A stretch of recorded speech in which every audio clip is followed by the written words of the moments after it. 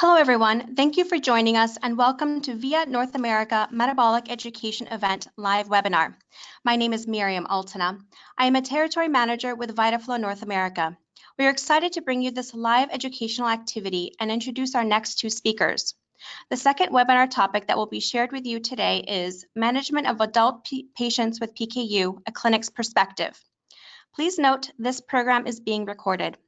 You can access the PDFs of the handouts in the handout section in the control panel to your right. If you are tuning in via a phone line, don't worry if you cannot access the slide deck. It will be emailed to you at a later time. Financial support for this presentation was provided by VitaFlow North America, a Nestle Health Science company. The views expressed herein are those of the presenters and do not necessarily represent Nestle's views. The material herein is accurate as of the date it was presented. It is for educational purposes only and is not intended as a substitute for medical advice. This educational program offers one continuing education credit for dietitians. You can download your certificate from the handout section in the control panel to your right, and it will be emailed to participants at a later time. Please note that questions will be addressed following the presentation. However, you are welcome to submit text questions into the questions pane at any time during the program. As with any CE program, questions relating to product will not be addressed. Feel free to contact your VitaFlow representative for further product information following the program. I have the pleasure of introducing our second speakers today, Elizabeth Tulin and Bridget Tomich, who will be co-presenting today. Elizabeth Tulin is a metabolic dietitian at Washington University in St. Louis, Department of Pediatrics. Ms. Tulin has been providing nutritional care to both pediatric and adult individuals with inborn errors of metabolism for the past 8 years. Previously, she worked as a pediatric dietitian at the Children's Hospital of the King's Daughters in Virginia in the areas of oncology as well as nutrition support in the intensive care unit. Ms. Tulin received her Bachelor of Science degree from the University of Florida and her Master of Science degree in Clinical Nutrition from the University of Medicine and Dentistry in New Jersey. She completed her internship through Sodexo Mid-Atlantic at the Innova Healthcare System in Alexandria, Virginia. Ms. Tulin has also been involved with clinical research studies for phenylketonuria. She finds that being considered a part of the family a very rewarding aspect of her role as a metabolic dietitian. Bridget Tomich is a metabolic dietitian at Washington University in St. Louis, Department of Pediatrics. Ms. Tomich has been providing nutritional care to both pediatric and adult individuals with inborn errors of metabolism for the past 3.5 years. Previously, Ms. Tomich worked as a pediatric dietitian at St. Louis Children's Hospital, specializing in the area of the ketogenic diet. Bridget Tomich has been in dietetics as a registered dietitian for the past 11 years. She went to St. Louis University for both her internship and to receive her Bachelor of Science in Nutrition and Dietetics. Her areas of interest continue to include inborn errors of metabolism with an epilepsy component, such as pyridoxine-dependent epilepsy and guanidinoacetate methyltransferase, or GAMT, deficiency.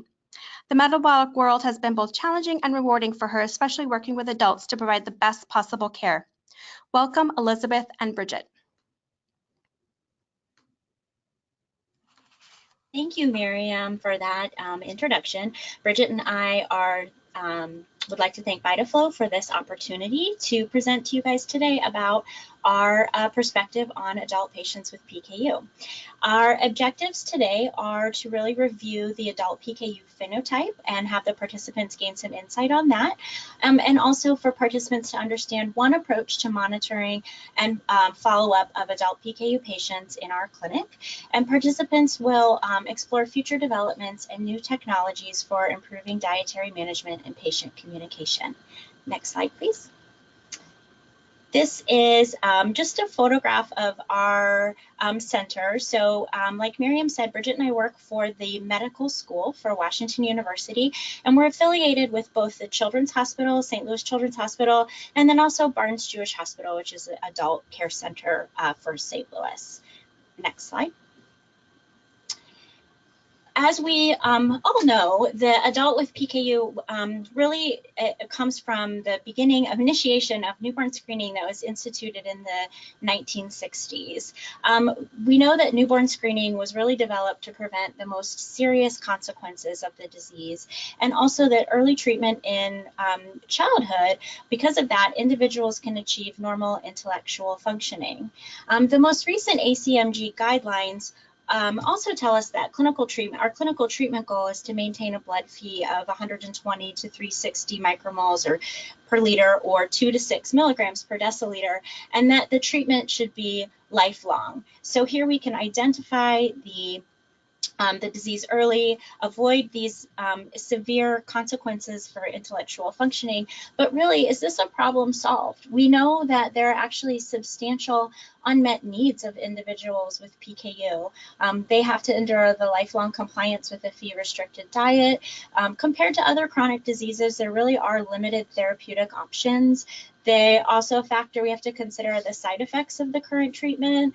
Missouri in particular, we deal with a lack of insurance coverage for our adults for food, low-protein food products, and metabolic formula.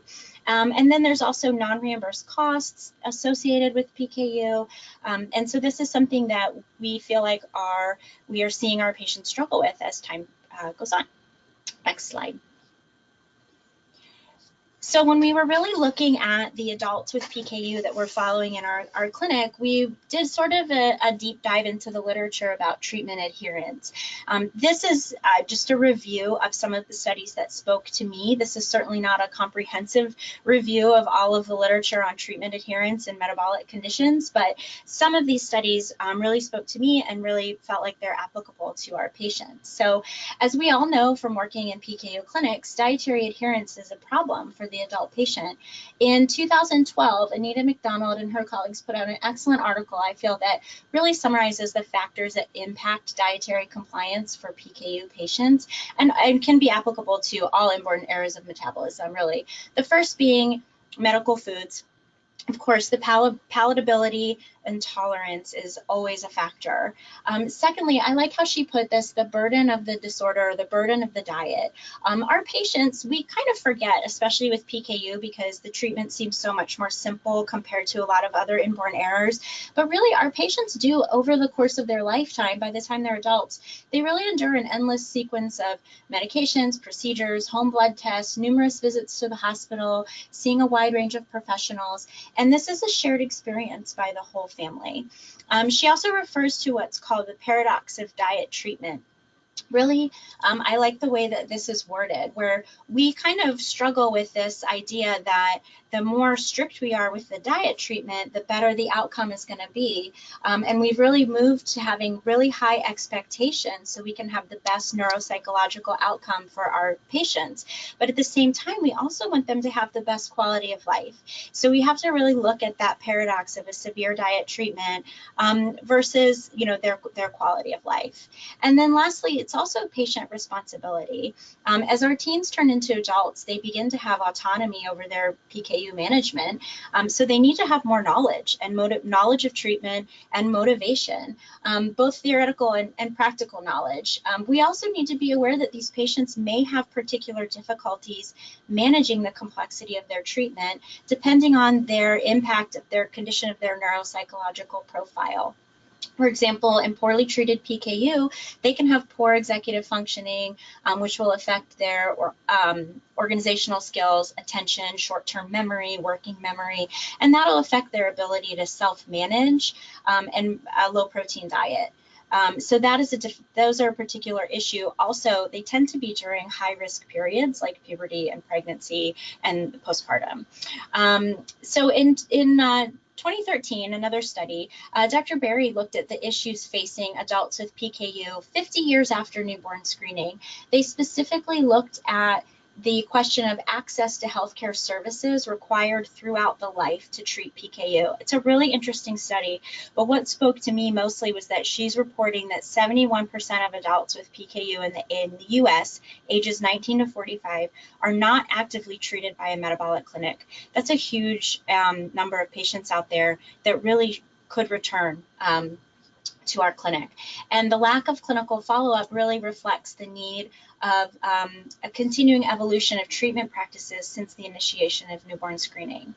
In 2016, the National PKU Alliance put out a survey to PKU patients. Over half of those respondents reported that they're having difficulty managing their PKU, and these are adults. Half of the adult respondents are having difficulty managing their PKU. Their blood Phe levels are out of range, and the survey noted that the ability to control their blood Phe worsens with age. So those who were less than 18 years old were 3 times more successful in keeping their blood Phe in range. Next slide. Medford in 2017 did a systematic review of the literature that's been published about metabolic control, pooling together over 1,700 PKU patients. They were able to really suggest the only reproducible factor associated with the blood Phe level was age. So this was a main factor with worsening metabolic control. Metabolic control worsens as our patients are aging. And also in 2017, Elena Jurecki and a group of authors put out an article about adherence to clinic recommendations. They completed an online survey of metabolic centers to assess current management practices of PKU clinics across the U.S., looking at blood Phe concentrations and blood Phe testing frequency and relating that to their patients' adherence. So they found that with a higher staffing intensity, their patients had improved adherence, specifically a psychologist, social worker, and a genetic counselor. They did find, interestingly, that having more dietitians on your staff did not equal better adherence, surprisingly. And they noted in the article that that's really because adherence is impacted by other modes of support than a dietitian. Help with scheduling, traveling to and from clinic, making follow-up calls. And they also said more time for adults and more appointment availability really added for a better adherence for their adult patients.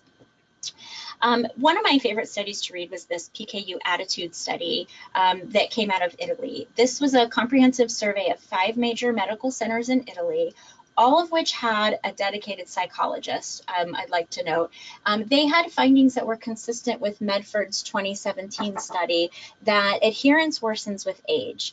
The study also noted that there's a lack of compliance, so only 40% of their patients claimed full adherence, and that this was related to a lack of knowledge, a lack of patient responsibility, and very interestingly, 30% of their patients reported feeling very ashamed about their diet restrictions, and this gave them a negative attitude about their treatment. Next slide. So that also brings up the issue of how important is metabolic control in our adult patients. So we have established that adherence is poor because the treatment is hard. There's shame associated. The diet potentially negatively impacts quality of life. So what is the purpose? So the next part we're going to look at is the neuropsych profile of adults with PKU and their quality of life, and then other comorbidities. And this is one of my adult PKU patients who's followed here at St. Louis Children's since he was born, and his adorable little family. Next slide. What I'm sure that we're all seeing is this is kind of a generalization of our adult cohorts with PKU, that there is a spectrum of treatment over the years. This is a generalization. This is certainly not to be an exact number for you and what you're experiencing, but in general, we're seeing that patients who are over 55 years of age, that cohort could possibly reflect the late diagnosed patient where they've not had any opportunity for early diagnosis and treatment. Ages 40 to 55 possibly reflects those who were identified at newborn screening. Their diet restrictions, however, were lifted at age 6. They were potentially told there's no need to follow up with a geneticist, metabolic center. And so perhaps when they're coming to your clinic, they've been off the diet for many years, possibly some of them 40, 50 years they've been off of the diet. Those that are less than 40 years are what the literature refers to as the, quote, younger cohort, and they possibly represent a cohort that's expected to have maintained treatment for life, had increased opportunity for continuous treatment, and we would expect them to have less comorbidities compared to the older cohort based on this fact. The research is really showing us, though, that even with continuous clinical management, our patients are still having neuropsychological, psychosocial, academic, and neuropsychiatric impairment in this clinically treated cohort. Next slide. So just a summary, there's a plethora of research out there about the neuropsych issues with PKU that's been reproduced many, many times. We see increased rates of symptoms related to mood swings, anxiety, irritability, hyperactivity and inattention, cognitive issues such as executive functioning, processing speed, and working memory. Recurrent headaches are an issue, phobias, obsession compulsions, and possibly a disordered eating pattern. Dr. Burton had a study that actually where they screened at Lurie, they screened their clinic population for psychiatric symptoms and surprisingly found that 53% of their adults screened positive. And what was interesting with this is that unlike the general population, the age of the patient was positively correlated with the presence and intensity of the symptom, which really goes back to those separate cohorts where perhaps what we're seeing is in the older PKU patients that could represent worse treatment than perhaps that younger cohort of PKU patients. Next slide, please. Dr. Builder did a great study where she was looking at the prevalence of neuropsychiatric comorbidities in PKU patients. She was able to demonstrate that there were significantly higher issues with intellectual disability, autism, Tourette's, and disordered eating that was at least 4 times what we're seeing in the general population. And she also pointed out that even in this younger cohort, ages 20 to 39, they're experiencing issues with fatigue and attention disorders and mood swings. One of the reasons, one of the questions is then why? Why are we seeing this even in our well-treated population? And there's a lot of theories, whether it's toxicity from hyper-Phe, so is it really their high Phe levels? Is it impaired transport of the large neutral amino acids across the blood-brain barrier? Neurotransmitter depletion? Is it white matter damage? These all warrant further study. So as much as information as we have now about our patients, it's really not enough. We need more research to really figure out why we're seeing this. One thing we do know for sure is that there is a deterioration of care in the transition from adolescence to adult.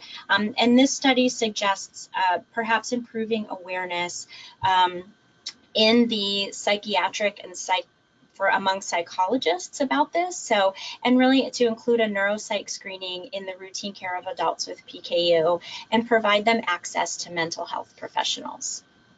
Next slide. So that brings us next to quality of life. In the literature, there's actually mixed results about the quality of life, health-related quality of life for PKU patients. Some studies show that it's the same as the general population. Some say specifically there's a decreased quality of life based on age. In adolescence, they have a lower quality of life. Overall, these findings probably reflect the wide variability of the phenotype within PKU. I specifically liked this study out of the Netherlands where they had 6 centers and 90 patients, and in their adult cohort they showed lower quality of life for cognition, depressive moods, and anger. They also showed a negative association for lifetime Phe in sleep, pain, sexuality, and anger. So folks who had higher lifetime Phe levels had worse or more issues in those specific areas. Next slide, please. Most recently, Dr. Burton also put out another study in a group of authors about the prevalence of comorbidities in PKU patients.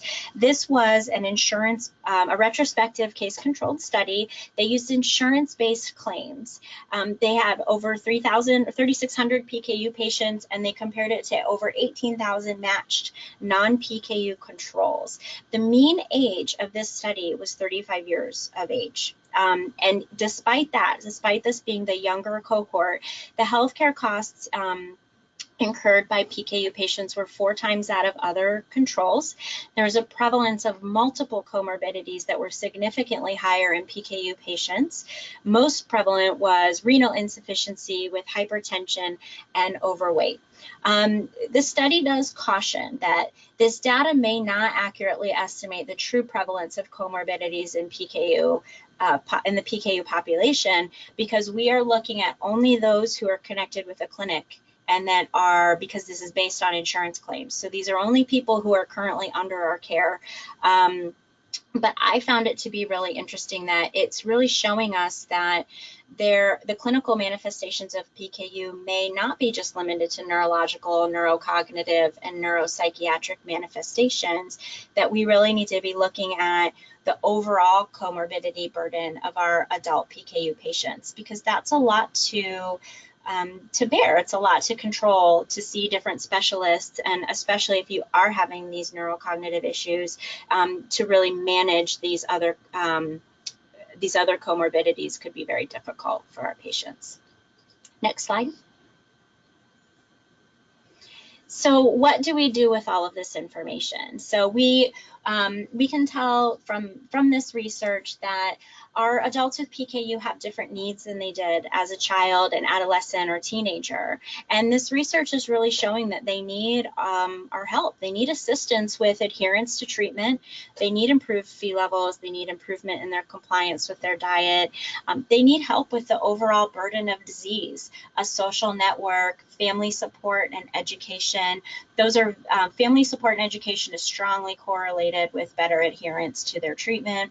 And they also potentially need help managing their comorbidities.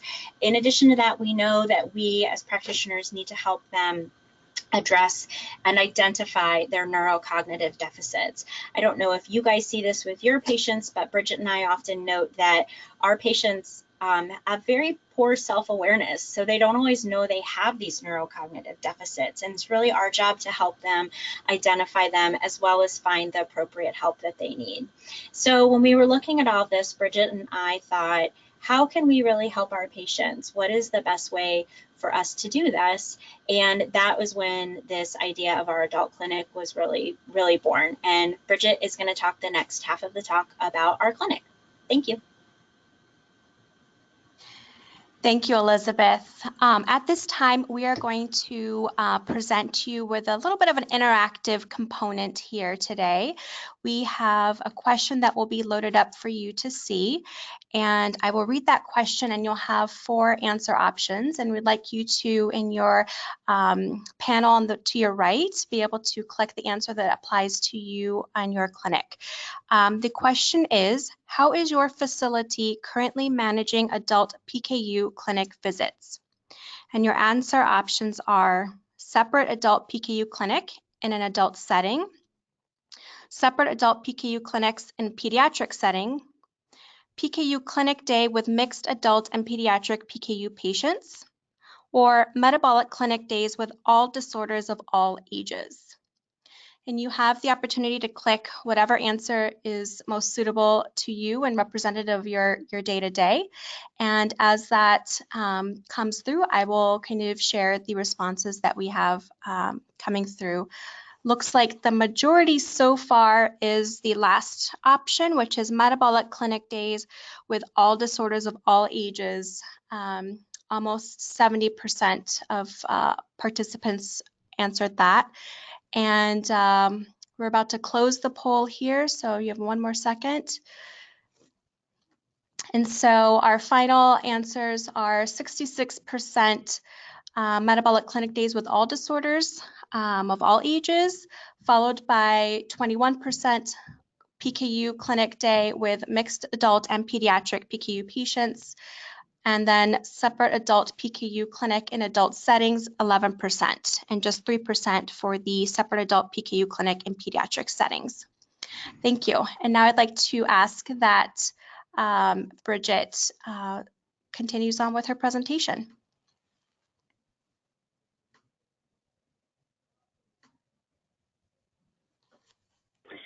Thank you, Miriam. Next slide, please.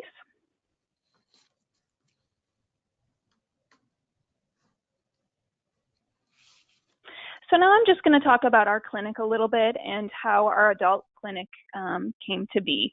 Our clinic has 4 physicians, and we recently hired a new division chief. 2 of our physicians are board certified in biochemical genetics, who are pictured here. We've also recently added a nurse practitioner involved with our metabolic patients. Liz and I are seeing all of our metabolics, and we just got good news that we will be able to add another part-time dietitian. And then we also have 4.5 genetic counselors. We also have a metabolic lab on our campus, so we do have access to amino acids and Phe levels daily and can get those quickly. Next slide, please.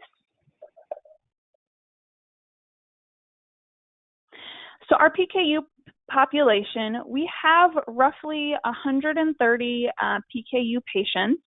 And when we developed our adult clinic, we have about 67 adults with roughly 10 lost to follow-up. So over half of our PKU population is adults. So our clinic is aging, and I feel that we are getting transfers or adults coming back to us as much as we're getting new diagnosed PKU babies. So we really wanted to make something more for our adults that they could come to and feel like they are getting the care that they need.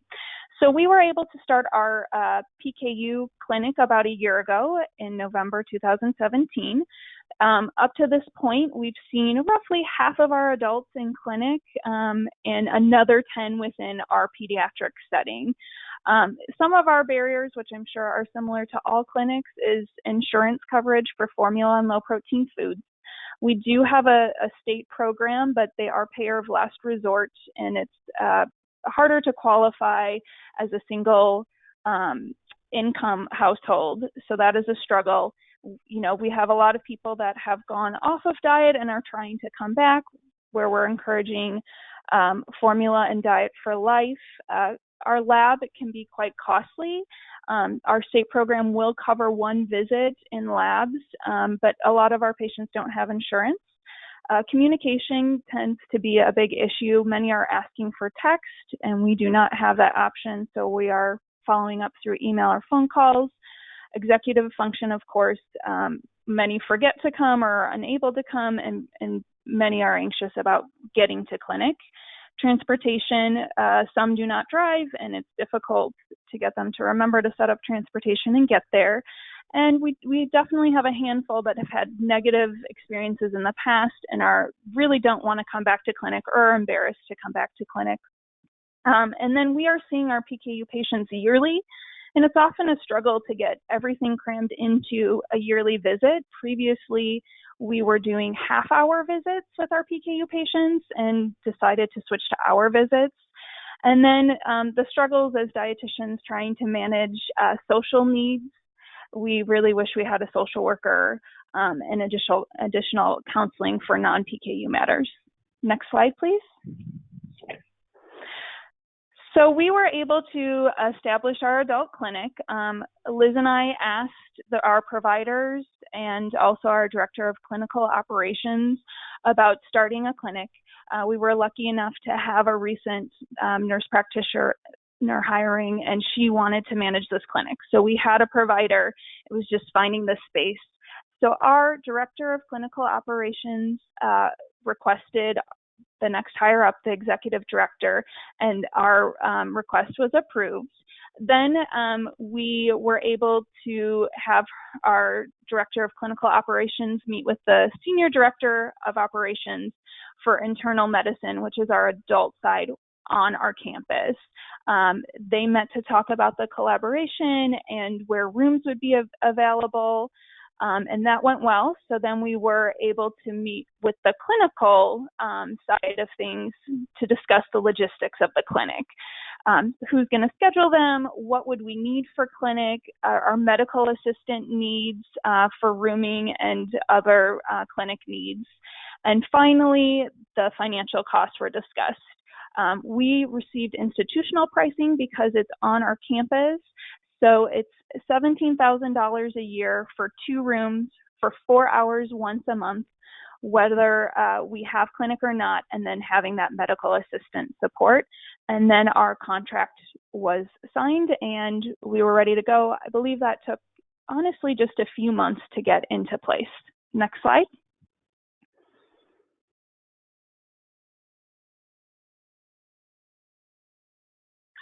So then we decided to get the word out. We really wanted to make a flyer. As you saw in our previous slides, we have a pretty big campus, so we wanted a nice picture of where they were going to be going compared to the Children's Hospital. And we really wanted to assure our patients that they're still going to see their same dietitians, and everything was going to be very similar, but it was at an adult setting location. Next slide. And then this is just a picture. We wanted to make it very clear where it was. You can see Children's is in the orange, and they're just going over a building or two to this blue location. So parking, and we wanted to make sure it was very clear so it was easy for our patients that kind of struggle with change to know where to go and what to do. Next slide. So we didn't have a ton of barriers for setting up our adult clinic. There were no financial struggles, and we already had someone who wanted to staff this clinic. We did have kind of a harder time with getting everyone scheduled. That was not included in our contract, so Liz and I were the ones to really go through all of our adult patients, reach out to them, mail the flyers, and get them scheduled. I think that was also a nice way for our clinic to kind of go through and see how many adults we had and check in on people and get them scheduled.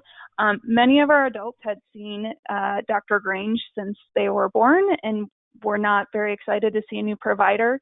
So we did allow them to schedule with Dr. Grange, and then kind of after we strongly encouraged them to try out the adult clinic, and many of them were willing to reschedule and try that. Several had anxiety of going to the new space. I had one adult that I had to work with for months and talk to her about this new space, but she actually found it just fine and was really happy to be there once we got there. And then one thing that we do struggle with is that it's only available once a month on Fridays, which can be difficult for some of our people that are working. Next slide. So we also are really trying to use incentives to get our adults into clinic. Our children's lab can be up to an hour wait. So there's a lab next to this clinic and it's almost no wait. So that was a really big selling point. We have had the ability to use formula reps to come in and sample formula during clinic, which has been great because we get instant feedback. The patients like to see what's out there and try new things. Liz and I have really tried to feature a low-pro food item that we could find in a local grocery store each time to get them to try something new that maybe they haven't had. So we've done a cow burger from Aldi's, coconut yogurt parfaits from Whole Foods, and we try to do something special for each clinic. We're also kind of framing this as being our Peg Valier's place where they go to have that discussion and enrollment to encourage those that haven't switched over to come there. And then we have had several adult-focused events, one where we did Cardinals are very big in St. Louis. Their Hall of Fame, we've done a bowling event, and then we've done a recent Peg Valier's event. They're small, but I think the adults that go to this like that it's something just for them, and they're meeting other people with PKU that are adults, which many of them actually have not. Some of our future hopes, wants, and needs are we'd really like for whether it's us or someone else to have more frequent contact with our PKU adults, maybe those that have not come back to clinic, or just to check in and reach out. We're not often able to do that. And we've tried to work on dietitian-only visits. We both have that ability, but we still have not logistically figured that out. So if someone wants to come in, we're definitely meeting with them kind of on the side. We would love to have a social worker or another counseling option to help with those non-PKU issues. We've also thought about the incentive of maybe just a little gift card for them coming to clinic. I think money or anything like that seems to motivate our patients. And then also just maybe smaller group dinners or classes where we're talking about education or, some issue that they're having as another option. Next slide, please. So our takeaways from starting our clinic is that we've really found that it's important to be welcoming and opening with adults that return to clinic. I've had one patient that came back that was very overweight, and I think she just didn't want to be yelled at, so made sure not to talk about that. And my biggest goal was, trying to get her back on formula, but also holding her accountable that she needs to come back, and we're there to be supportive in restarting whatever goal she may have. I have certainly found that follow-up is crucial. Some patients are really responsive and good at reaching out, but others don't, which I'm sure everyone knows. And a yearly visit for us is really just not enough for our patients. So if anyone seems motivated at this point, since we have the 2-room option, we're really trying to get them to come back or reschedule and come in so we can help support them. And then also, I feel like this is rubbed off on us thinking about our younger patients where, parents often don't want to give up taking over care. We have really started to make a list of what we want all of our patients to be able to do, and we're asking every clinic, do they know where their formula comes from? Do they know how to make it? Do they assist in making it? Are they counting? It's surprising many have no idea what their blood Phe level should be. So we're really trying to engage our younger patients in taking over care so that they're successful as an adult. Next slide. So now I'm going to go into a case study that just really helps tie everything together. PM was a 39-year-old transfer from Florida in 2016 to our clinic. She moved to be closer to family. To her knowledge, she had never had a mutation analysis, and her mom recalls her being at a 36 when she was diagnosed.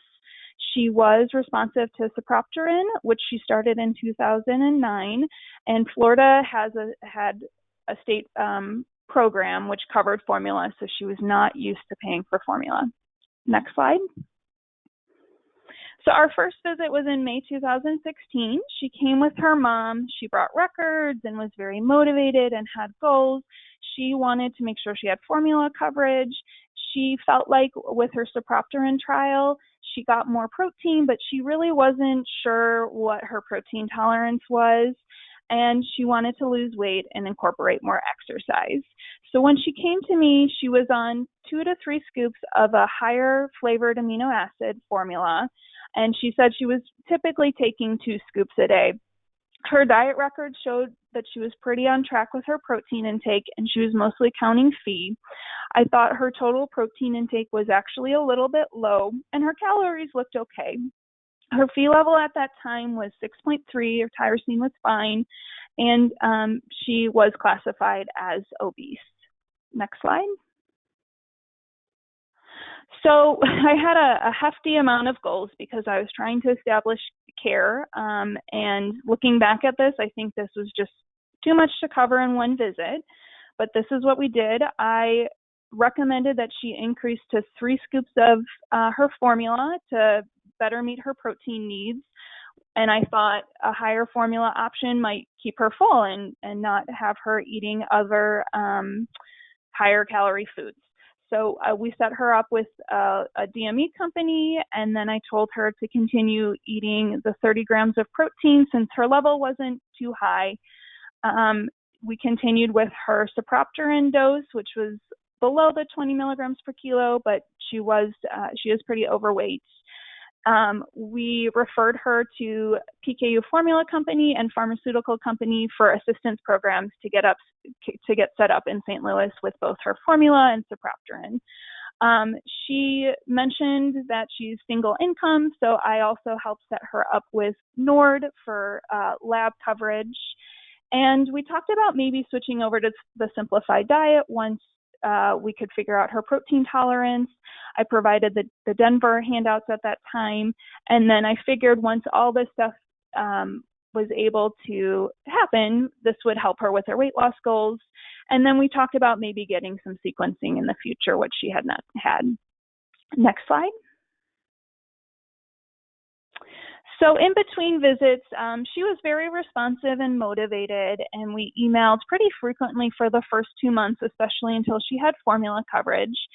She got her next level several months later. It was 3.3. I thought the increased formula had probably helped that. I, in that time, had created our own simplified handout and actually asked her opinion as to what she thought, if it was easy to understand, and it was great to get her input with that. We kept her at the 30 grams of protein, and she really was actually struggling to get in 3 scoops a day. So we had her do 2 scoops in the morning and maybe 1 in the afternoon, and you can see she was providing me with diet records. Her level actually went low, and then I was able to increase her natural protein, which I thought she would really like, and we got all the way up to 36 grams with still a good blood Phe level of 4.9. And then I was always encouraging her to keep tracking, not only for her protein tolerance, but just to be conscious of what she's eating. Next slide. Then in 2017, she started to have some struggles. She was struggling still to meet her formula goals, and she said sometimes her protein goals, which surprised me. So we talked about trying a lower calorie amino acid formula option to better meet her protein needs and reduce calories. So she actually then did a combination of the higher amino acid formula and lower one, which she found a little bit easier to take at work. And I decided to just see maybe if I increased her sapropterin, if that would help her level. She did not have a normal level within that time, so I knew a clinic visit was coming up so we could talk about all this stuff in person. Next slide. So our second visit, I thought was going to go great, and as soon as she came in, she was with her mom again. She was very tearful, and really just said, I have a hard time meeting 30 grams of protein a day, which really shocked me. She had never said that in email. She was meeting it in all her diet records. So I felt like I had really missed something and maybe just made some assumptions. And also she said her formula was just making her very full, and she just couldn't get it in. She hadn't gained a ton more weight, but she definitely hadn't lost any weight. And so I really took that time. Liz and I have found that doing formula tastings in clinic has been extremely helpful. We don't have to rely on the patients to go home and try it. We get instant feedback. So I focused really on sampling lower calorie options, and we did that right there. And she ended up picking a low calorie GMP product with plans to continue the 40 grams from formula. She also had never told me that she was previously restricted to 5 grams of protein before her sapropterin trial. So yes, switching, up to 36 grams really probably was very daunting to her, but she never shared that with me. So I feel like I really made assumptions and missed that through email in our first visit. And she also really struggled in selecting healthy options and higher protein options because she had never had those in the past. So she also is now paying a copay for formula, which she's not used to, but she said she was okay with that. And she did bring diet records, which again were fairly close. So I knew we really needed to work on her protein intake. Her Phe level was much higher at 11.6. So I knew there was a lot to do. And I said, let's focus on eating healthy, moderate protein ideas. Next slide. So I had a few less goals this second go around. We changed to that low calorie GMP formula option, which she loved. The copay was very similar, so she was happy with that. And then we decided to stick with a goal of 30 to 33 grams of protein from foods. with frequent levels to really help determine if that's where she should be. And then I talked about making a handout tailored just to her with healthy eating, moderate protein ideas. We kept Soropterin the same, and then I really wanted to focus on supporting her in her weight loss goals. Next slide. So I created a moderate protein handout just for her.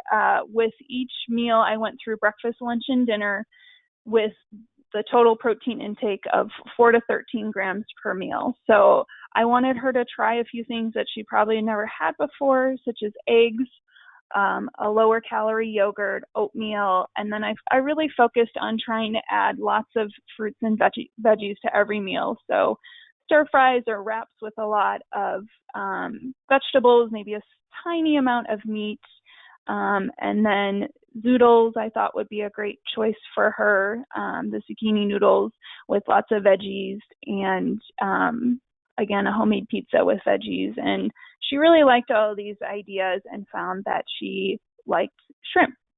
Next slide. So then her level did go down in 2017. She was motivated and had started to work out. So we talked about actually increasing her formula a little bit more. She noticed a huge difference in energy when we made that increase. And again, her copay was the same, so she was happy. Then in 2018, she said she really struggled to start tracking, and she had started dating a new guy. Our protein goal was the same, but she was having a lot of changes occurring. So I know that was a big change for her. Next slide. So her third visit this year was in our adult clinic, which she really liked the setting and not being asked where her child was. They knew that she was the patient, and she brought her boyfriend to this visit. She reported significant improvement with focus, energy, and mood with the increased protein. So I have essentially doubled her protein intake from formula. She had moved in with her boyfriend. Her copay did end up going up, so she is having a lot more costs as a single person, and I think that is a struggle for her when she was used to not paying anything. At this point, she felt like she was overeating on higher sugar things such as dessert and soda, and she had a bigger weight gain compared to her last visit. Her Phe level also increased to 13.7. She did end up getting one several months later, and it was a little bit better at 11.9. I think she was really struggling with moving in with her boyfriend, who was very much a meat and potato kind of guy, and making meals for both of them. So I provided them with a cookbook really to set up for success with lots of fruits and vegetables. And really our goals were the same as the second visit. Next slide. So this is PM. She gave me permission to use this photo. It's her at work. She says she has really a great support system, both at home and at work. She recently attended our adult Peg Valley Ace event and really decided she does want to change and try this, mostly to keep her Phe level a little bit lower since she's at a new position at work, and really notices that she is a little bit slower compared to her peers. And we're in the benefits investigation stage for that. It's going to be a new challenge, I think, for both of us because she is struggling at times to get in 30 grams of protein now. So I know I'm going to have to focus quite a bit on healthy eating with a liberalized diet, and follow-up is going to be crucial with her. You can see her blood Phe average has kind of trickled up, so I do think she'll be a good Peg Valley Ace patient, and this is a good option for her. Next slide. And then just my reflection, I think some of the cons is I just assumed, you know, she's got a higher protein tolerance and she's so lucky to have that, and she had been on her formula so long. I never thought to really ask a lot of questions about that, and I feel like that was a big mistake I made. And unfortunately, we waited a year to address those. I had way too many goals for the initial visit. It would have been wonderful to have a follow-up halfway through the year. I think I would have been able to help her sooner. We're still struggling with her weight and protein intake, but some of the pros for her, I feel like we've had really good open communication and follow-up through email. She's been one who's very responsive and likes to check in. She had excellent control her first year and minimal weight gain.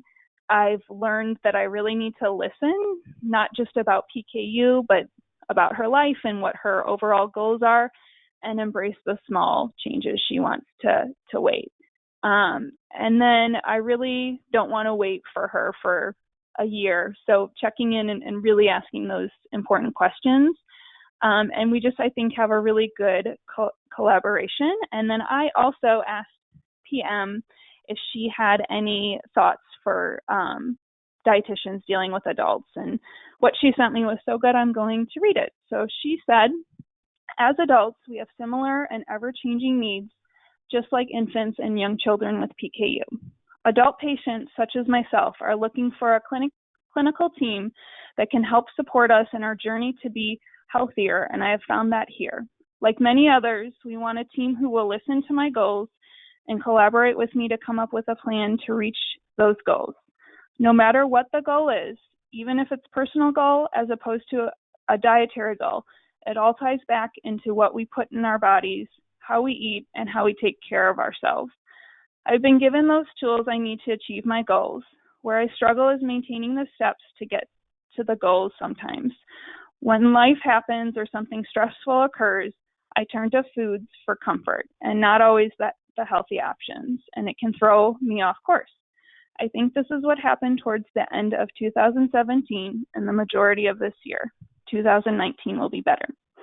Just think that's a great message and takeaway as we work with our adults. Next slide.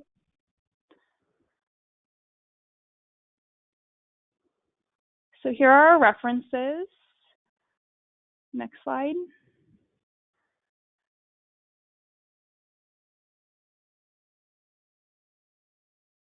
Next slide. And now we're ready to open it up for any questions you might have for Liz or I. Thank you both for an excellent presentation. I would like to remind you at this time that you can submit your questions using the questions pane in the right side control panel. And we'll give folks a few moments to be able to type up any questions they have related to this presentation topic on adult PKU care.